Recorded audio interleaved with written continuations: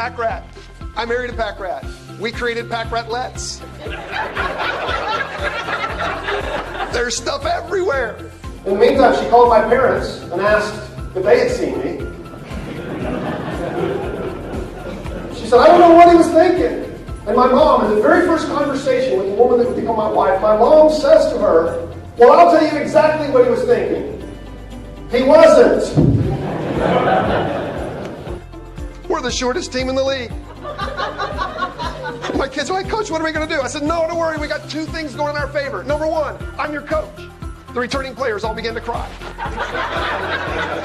I said, number two, we may not be big, but we're slow. They didn't get it. Yesterday, as I flew home from Kansas City, I flew home from Southwest Airlines. They do it just a little bit different.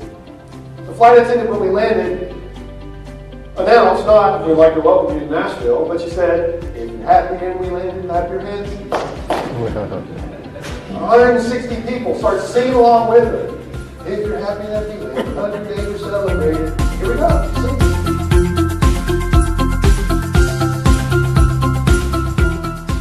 How many of you really wishing I had a slide deck that I could pass out and read to you? No. And these are things that we're able to do better today than we were 30 or 60 years ago. And yet, everywhere I go, I ask people these questions, and nobody wishes they had more email. Nobody wishes that they had more meetings. Nobody wishes that the slide decks were a little thicker. In the corporate world, it's known as the triple constraint. The people that build the product say, well, if you want it good, you're going to have to give me more people to make it fast because we just can't do it with who we have. But the people that control it say, you can't have any more people. We're in a hiring freeze. We got to be cheap. And the people that sell it go, we got to have it now. We got to have it fast. I believe that those constraints are in everything we do in life. And today, I want you to look for the little secret, the power of the paradox that will solve them all for you.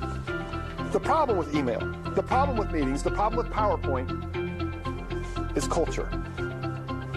You've seen so many bad PowerPoint presentations that you just roll your eyes and go, well, here we go again. And I bet you can count on one hand the number of slide decks you saw that went, that worked for me. Because everybody does the same thing.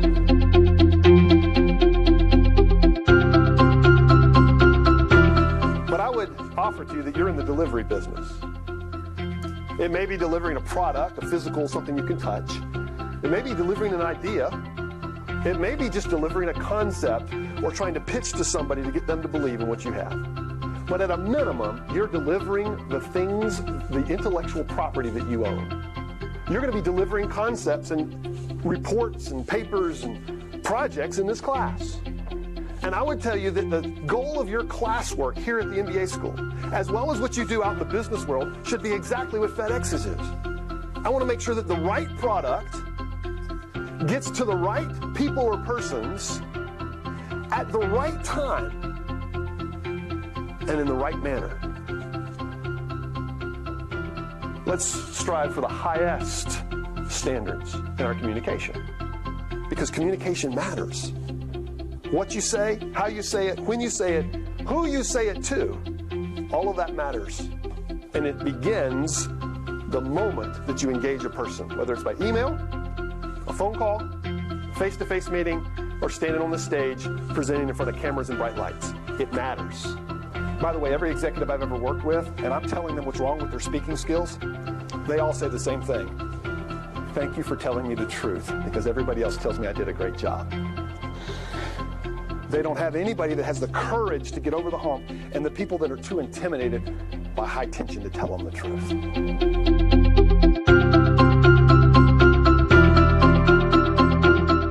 The solution is to slow down. Instead of trying to do it all, let's find the things we need to do. Why don't you finish something this week? Maybe it's a book, writing or reading. Maybe it's a walk. Maybe it's a conversation. You're not fast enough to do it all. Slow down and get something done. I've got to have the courage to say, enough small talk, let's make a decision. I've got to have the courage to call somebody out and say, would you please not tell us about the 1973 accounting system so that we can talk about today's? I've got to have the courage to raise my hand and say, I don't see a reason I need to be at that meeting. I'm not coming. And it takes courage. But it's the same kind of courage that Martin Luther King had when he stood up and said, I don't think the way things are going in our country are the way they ought to go. I don't think we ought to have a culture that's this way. We've got to have some bold people with the courage to stand up to say, no, this isn't the way it should be done.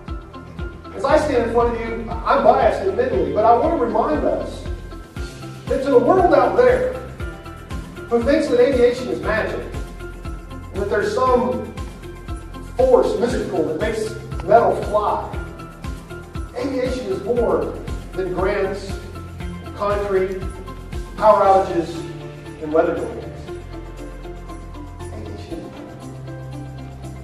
is a dream that we need to put in little kids, so that when they become big kids, they don't wonder if they can become pilots. They don't wonder if they can be involved in aviation. There's a lot to do. We need to make sure that we communicate to a community that we're not an organization that meets just to talk amongst people like us, but that we're an economic conduit. We're a transportation system that brings their clients to them. We're going to be terrible, but we're going to have fun. Because as a coach, I'm not there to win every game. I'm there to make them be better, to get them to be good, to do the impossible, the things they couldn't dream of on their own. And that's what we want to do as business people. We want to do the impossible. The problem and the paradox lies in that you can always do better. I can give a better speech. You can certainly drive better based on what I see on the roads. We can always do better. If I can always do better, then what should I aim for? And there's only one answer. You can only do your best.